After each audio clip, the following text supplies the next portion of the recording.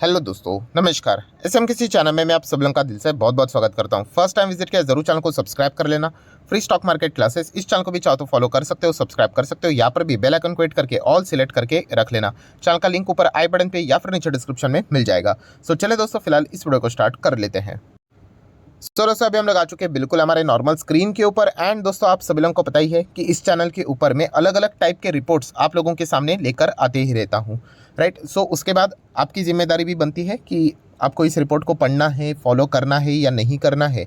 But definitely अगर आप share market में as a long term investment के बारे में विचार करते हो तो यह हैबिट आप लोगों में ज़रूर होनी चाहिए कि अलग अलग टाइप की जो रिपोर्ट्स आती है एटलीस्ट उनको ओवरव्यू करना होता है कि क्या रिपोर्ट्स चीज़ें को मतलब बताती है, राइट। एंड जितने भी रिपोर्ट्स होते हैं ना दोस्तों, ये लॉन्ग टर्म के रिपोर्ट्स होते हैं। अगर आपको लग रहा है कि कल जाके कुछ धमाका होगा या फिर एक हफ्ते में पैसों की बारिश होगी तो फिर भूल जाइए। ये रिपोर्ट्स हमेशा लंबी अवधि के रिपोर्ट्स होते हैं, राइट। सो चलिए अभी आ जाते हैं दोस्तों, ये रिपोर्ट्स निकाली किसने है। तो दोस्तों, अमेरिका की अगर हम लोग बात करें, राइट, तो वहाँ पे बहुत सारे हम लोग को ऐसे अलग अलग कंपनियाँ देखने को मिल जाती है जो कि रिपोर्ट्स पेश करती है। तो ऐसे एक कंपनी ने ये रिपोर्ट्स यहाँ पे पेश की है जो कि इंडिया के ऊपर उन्होंने कुछ पॉइंट सामने रखे हुए हैं। अभी इंडिया की अगर हम लोग बात करें तो बहुत बड़ी रिपोर्ट बन सकती है क्योंकि इंडिया इतना बड़ा है। किसी कंट्री के ऊपर भी अगर हम लोग बात करें, रिपोर्ट तो अलग अलग वे से निकाली जा सकती है। सो इन्होंने रिपोर्ट कौन से सेक्टर के बारे में निकाली है एंड किस पॉइंट्स को लेकर वो हाईलाइट यहाँ पे करके बात को सामने रख रहे हैं, तो उसके बारे में हम लोग बातचीत करने वाले हैं। सो दोस्तों, आप रिपोर्ट का टाइटल भी यहाँ पे देख सकते हो कि India could achieve energy independence bye 24 नहीं 2047, राइट। तो ये पॉइंट उन्होंने यहाँ पे बताया जो कि यूएस की रिपोर्ट में देखने को मिल रहा है। अभी आधे लोगों का तो कॉन्फिडेंस ही हिल जाएगा, बोलते सर 2047 की बात हो रही है। तो ऑब्वियसली दोस्तों, रिपोर्ट में हमेशा ये रिपोर्ट्स ऐसे ही लॉन्ग टर्म के होते हैं। बट इसका अर्थ ये नहीं, देखिए मार्केट ना बहुत फास्ट होता है। अगर आपको ये लग रहा है कि ये जो पॉइंट्स उन्होंने बोले हैं कि 2047, तो इतना रुकने की ज़रूरत नहीं होती। ये 10 साल के अंदर अंदर ये सारी चीज़ें हो जाती है। बाद में लोग आ जाएंगे इन चीज़ों को मतलब फॉलो करके शेयर खरीदने के लिए, बट तब तक कहानी खत्म हो चुकी होती है, राइट। सो इस रिपोर्ट की अगर हम लोग बात करें, टाइटल में क्या लिखा हुआ है कि इंडिया एनर्जी इंडिपेंडेंस अचीव कर लेगा। इंडिपेंडेंस मतलब देखिए, अभी अगर हम लोग बात करें एनर्जी से रिलेटेड, पावर से रिलेटेड, अलग अलग चीज़ों से रिलेटेड हम लोग बाहर से मतलब डिपेंड करते हैं। हम लोग चीज़ों को मैक्सिमम इंपोर्ट करवाते हैं। सो ये जो इंपोर्ट करने वाला ये जो झमेला है ना, वो इंडिया 47 तक ख़त्म कर देगा। एंड मतलब हम लोग यहाँ पे क्या कर लेंगे, खुद को इंडिपेंडेंस मतलब आत्मनिर्भर यहाँ पे बन जाएंगे एनर्जी सेक्टर के मामले में। एंड इनफैक्ट इंडिया सिर्फ एनर्जी के मामले में आत्मनिर्भर नहीं बनेगा, बल्कि आपको एनर्जी एक्सपोर्ट करते हुए भी देखने को मिलेगा। ये भी चीज़ें आप लोगों को भविष्य में देखने को यहाँ पे मिल सकती है। सो ये कुछ पॉइंट्स उन्होंने रिपोर्ट में मेंशन किए हैं। सो चलिए देख लेते हैं रिपोर्ट में एग्जैक्टली उन्होंने क्या क्या बातें बोली है एंड इसके चलते कौन से सेक्टर एंड कौन से स्टॉक्स आप अपने रडार के ऊपर रख सकते हो, ये हम लोग को थोड़ी बहुत बातें पता चल जाएंगी। सो दोस्तों, देखा जाए तो रिपोर्ट बहुत लंबी है, बट जितना हो सके मैं हाईलाइटेड पॉइंट ही आपके सामने रखना चाहूँगा। पहले तो उन्होंने यही बात बोली कि इंडिया तो 5th लार्जेस्ट इकोनॉमी हम लोग को देखने को यहाँ पे मिल रही है एंड आने वाले समय में वही 3rd नंबर की बड़ी अर्थव्यवस्था यहाँ पे ज़रूर बनेगी। एंड जो आत्मनिर्भर भारत का नारा जो यहाँ पे दिया है सरकार ने, उसके चलते इंडिया बहुत सारे सेक्टर में अच्छा करेगी। बट रिन्यूएबल सेक्टर की अगर हम लोग बात करें, वहाँ पे अगर हम लोग कहें तो बहुत ही एडिशनल अच्छा परफॉर्मेंस हम लोग को देखने को यहाँ पे मिल सकता है। आप सभी लोगों को पता है कि इंडिया का बहुत सारा खर्चा इंपोर्ट्स के ऊपर चला जाता है। बिलियंस ऑफ डॉलर्स हमारे यहाँ पे खर्च हो जाते हैं, जो कि अगर यहाँ पे हम लोग आत्मनिर्भर बन जाते हैं रिन्यूएबल सेक्टर से रिलेटेड, राइट, वहाँ पे हम लोग को इलेक्ट्रिक मोबिलिटी मतलब इलेक्ट्रिक व्हीकल, इलेक्ट्रिक कार्स भी देखने को मिल जाती है। तो इंडिया आने वाले समय में बिलियंस ऑफ डॉलर सेव कर सकता है इंपोर्ट्स के जरिए, राइट। यही एक सबसे बड़ा पॉजिटिव पॉइंट्स हम लोग को देखने को यहाँ पे मिल सकता है। देन अगर हम लोग यहाँ पे बात करें तो रिपोर्ट्स में कुछ इंपॉर्टेंट पॉइंट्स जैसे कि आप चेक कर सकते हैं, इंडिया लगभग 80 to 85% डिपेंडेंट है इंपोर्ट किस चीज़ के लिए, ऑयल एंड कोल से रिलेटेड। हम लोग मैक्सिमम चीज़ें यहाँ पे, क्रूड ऑयल तो आपको पता ही है 80% से ज़्यादा हम लोग इंपोर्ट ही करवाते हैं। कोल की भी अगर हम लोग बात करें, ये भी इंपोर्ट करवाते हैं। एंड इससे रिलेटेड आपको पता ही है कि पावर जनरेट हो जाता है। सो अभी अगर हम लोग बात करें तो आप ऐसा भी बोल सकते हैं कि इंडिया की जो इलेक्ट्रिसिटी है, पावर जनरेशन की अगर हम लोग सारी बातें करें तो इंपोर्ट के ही ऊपर यहाँ पे हम लोगों को निर्भर रहते हुए देखने को यहाँ पे मिल जाती है। एंड फिलहाल आप लोगों को पता है कि मार्केट, ग्लोबल मार्केट कितना ज़बरदस्त वॉलेटाइल है, एनर्जी मार्केट भी कितना ज़बरदस्त यहाँ पे वॉलेटाइल है। इसके चलते रिजल्ट में क्या हो जाता है, फॉरेन एक्सचेंज की अगर हम लोग बात करें जो इंडिया का जो रिजर्व्स है, राइट, इसमें भी हम लोग को खलबली मचते हुए देखने को यहाँ पे मिल जाती है। एंड अल्टीमेटली रीजन इन्फ्लेशन की और भी चीज़ें देखने को मिल जाती है। मतलब रशिया यूक्रेन का वॉर हो गया तो इंडिया में हम लोग को दिक्कतें देखने को मिल जाएगी। क्यों? क्योंकि क्रूड ऑयल आसमान छू लिया था बीच में, आपको पता ही है, $100-150 तक प्रति बैरल चला गया था, राइट। एंड तब यहाँ पे आप लोगों को पता ही है कि इन्फ्लेशन से रिलेटेड कितनी दिक्कतें होती है, क्योंकि हम लोग क्रूड ऑयल को इंपोर्ट करवाते हैं। सो अभी बाद में वो डिस्काउंट मिला, वो एक अलग चैप्टर है। बट ये सारी चीज़ों के चलते इंडिया को बहुत सारी तकलीफें यहाँ पे झेलनी पड़ती है। बट आने वाले समय में हम कह सकते हैं, अगर इंडिया जिस वे से क्लीन एनर्जी की ओर बढ़ते हुए जा रहा है, green energy, clean energy, hydrogen की अगर हम लोग बात करें, रिन्यूएबल एनर्जी की अगर हम लोग बात करें, इलेक्ट्रिक व्हीकल की बात करें, ये देखिए ग्रीन हाइड्रोजन की बात करें, तो बहुत ही ज़बरदस्त फायदा हम लोग को भविष्य में होते हुए देखने को मिलेगा। एंड इसके चलते जो एनर्जी कॉस्ट है, खर्चा है, वो हम लोग को ड्रास्टिकली गिरते हुए देखने को मिलेगा, कम होते हुए देखने को मिलेगा, जो कि इंडिया के लिए एक बहुत बड़ी अपॉर्चुनिटी यहाँ पे आने वाले समय में देखने को यहाँ पे मिलने वाली है। सो ये सारे पॉइंट्स यहाँ पे रिपोर्ट में मेंशन की जा चुकी है। सो दोस्तों, अगर हम लोग यहाँ पे बात करें, रिपोर्ट में ये भी बातें बताई जा चुकी कि अभी के जो हमारे प्राइम मिनिस्टर जी है, नरेंद्र मोदी जी, राइट, तो उन्होंने भी यहाँ पे क्या किया कि कुछ टारगेट्स रखे हुए हैं, जैसे कि 500 गीगावाट का यहाँ पे रिन्यूएबल एनर्जी कैपेसिटी हम लोग को 2030 तक लेकर जाना है, इंस्टॉलेशन की अगर हम लोग बात करें। सो बहुत बड़ा मैसिव टारगेट है, अनअचीवेबल नहीं है, मुश्किल ज़रूर है, बट इंडिया ज़रूर कर सकता है। उस डायरेक्शन में हम लोग को ज़रूर जाते हुए हम लोग देखने को यहाँ पे मिल रहे हैं। प्लस अगर हम लोग बात करें, सरकार का ही टारगेट है, आप सभी लोगों को पता है कि इलेक्ट्रिक व्हीकल की जो सेल है उसको भी बढ़ावा देना है। आपने देखा होगा, अगर आप इलेक्ट्रिक गाड़ियाँ खरीदते हो तो आपको टैक्स बेनिफिट्स भी मिल जाते हैं, राइट। तो इस प्रकार के प्रमोशंस देखने को मिल जाते हैं। जो इलेक्ट्रिक व्हीकल से रिलेटेड काम करती है कंपनियां, या फिर रिन्यूएबल सेक्टर, क्लीन एनर्जी में काम करती है कंपनियां, राइट, उनको भी सरकार PLI स्कीम के द्वारा क्या करती है, बेनिफिट्स पहुंचाने का काम करती है। सो ये क्यों किया जा रहा है? क्योंकि सरकार का टारगेट है कि आने वाले 2030 तक यहाँ पे 30% जो गाड़ियाँ हैं जो रास्ते पे चलती है, 100 में से 30 गाड़ियाँ इलेक्ट्रिक कार्स यहाँ पे होनी चाहिए, राइट। क्योंकि इसका लॉन्ग टर्म इम्पैक्ट क्या रहेगा कि क्रूड ऑयल का डिमांड ज़बरदस्त घटते हुए देखने को यहाँ पे मिल जाएगा, पेट्रोल डीजल का डिमांड घटते हुए देखने को मिल जाएगा। एंड इसके चलते जो इंपोर्ट का बर्डन आता था, बिल बनता था, हेवी बिल बनता था, एंड ऊपर से आपको पता ही है कि डॉलर लगातार बढ़ते ही जा रहा है, तो और झटका जो हम लोगों को लगता था वो हम लोग को ड्रास्टिकली गिरते हुए देखने को यहाँ पे मिल सकता है। नो डाउट इसके लिए टाइम लगेगा। अगेन कह रहा हूँ दोस्तों, ये कोई कल के दिन की यहाँ पे बात नहीं है। एंड इसीलिए सरकार ने यहाँ पे और कौन सा टारगेट सामने रखा था, production of 5 million ton of a green hydrogen, इसका भी टारगेट उन्होंने यहाँ पे सामने रखा था। तो मतलब अगर हम लोग इन सभी कड़ियों को जोड़कर देख ले तो सरकार एक ही चीज़ चाहती है कि जो जितना चीज़ें यहाँ पे हमारी जो एनर्जी इंपोर्ट होती है, चाहे वो कोल से हो या फिर ऑयल से रिलेटेड हो, उसको जितना हो सके जल्द से जल्द ख़त्म किया जाए, कम किया जाए, एंड आत्मनिर्भर यहाँ पे बन लिया जाए, राइट। इसके बहुत सारे बेनिफिट्स हम लोग को देखने को यहाँ पे मिल सकते हैं।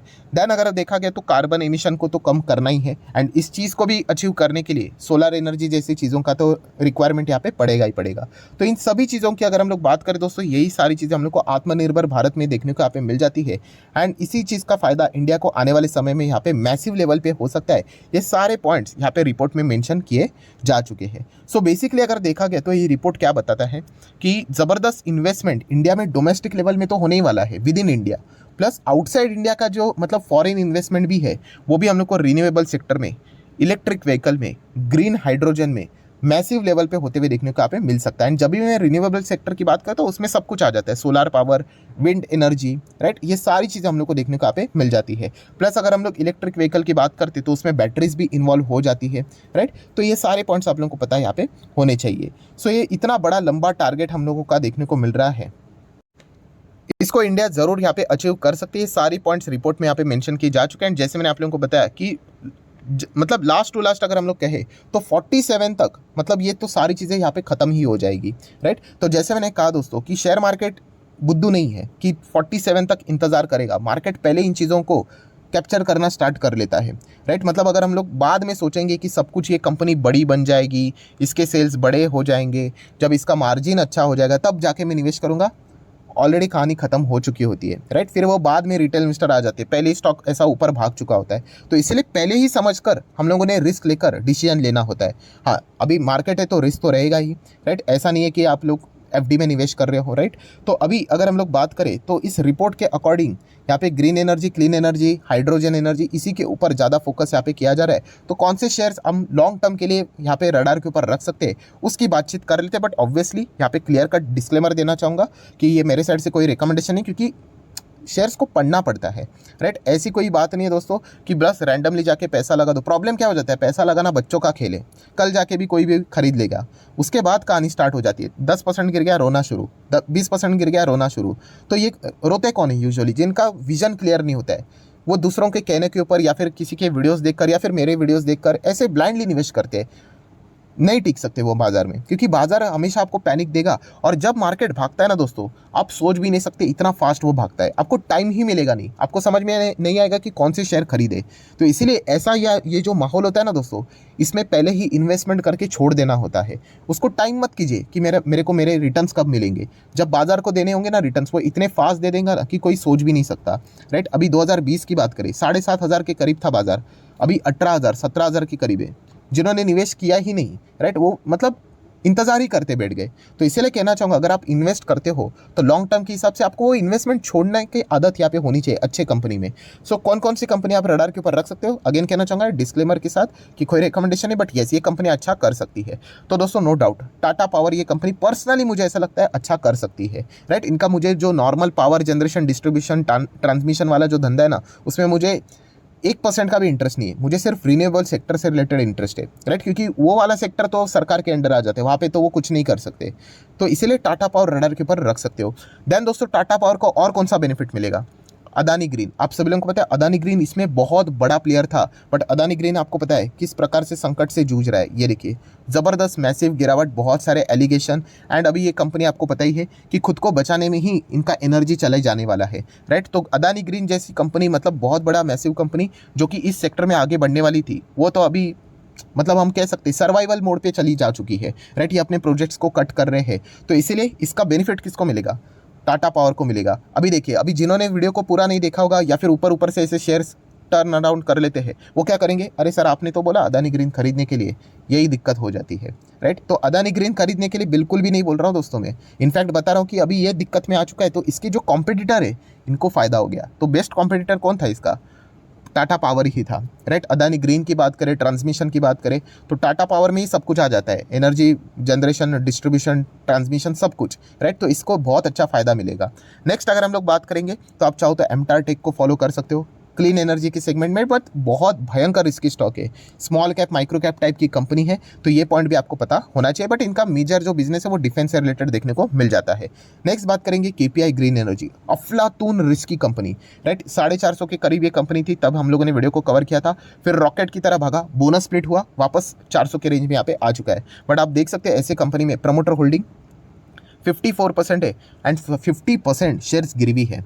तो इसका अर्थ ये नहीं कि कंपनियां खराब होती है। अभी जो छोटे कंपनीज होती है ना दोस्तों, उनको मतलब लोन कोई कैसे दे सकता है, उनको अगर फंडिंग चाहिए, एक्सपांड करना है, उनके पास तो पैसे इतने ज़्यादा होते नहीं है, एक्सट्रीमली एक्सपांड करना है तो उनको बड़े लोन उठाने पड़ते हैं रिस्क लेकर, तो उनको अपने शेयर्स इक्विटी ही गिरवी रखनी पड़ती है। तो इसलिए कहा दोस्तों, मार्केट ना सिचुएशन के हिसाब से आपको समझ में आना चाहिए, इसको फॉर्मूला मत बना लेना कि शेयर्स प्लेज है इसलिए वो कंपनी खराब हो गई या फिर घटिया हो गई। हाँ, रिस्क बहुत भयंकर है कि कंपनी कल अगर 19-20 अगर कुछ हो गया, आपको पता ही है इस कंपनी का सबसे बड़ा रिस्की फैक्टर कौन सा है, इनका सिर्फ एक ही प्लांट है।